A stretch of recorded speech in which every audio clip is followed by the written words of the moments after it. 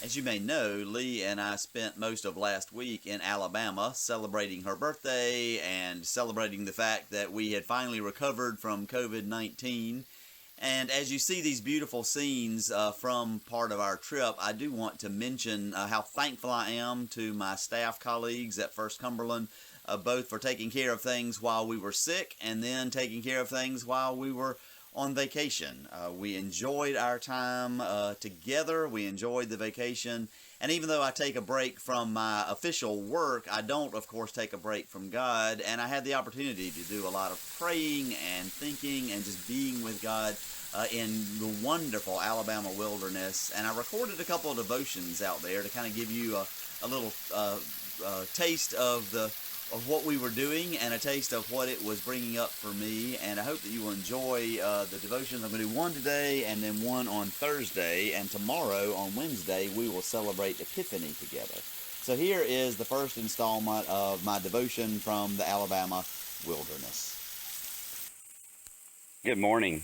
I'm fairly deep right now in the Alabama wilderness. You can see this beautiful waterfall right behind me, and it's actually getting me a little bit wet.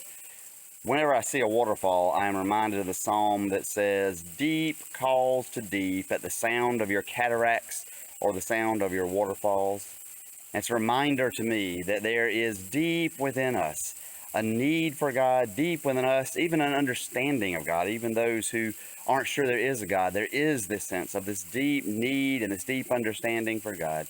And oftentimes it is in places like this that if we are quiet and still and just pay attention, we can experience God with us and let that deep part of us call out to that deepness that is the deepness that created the universe.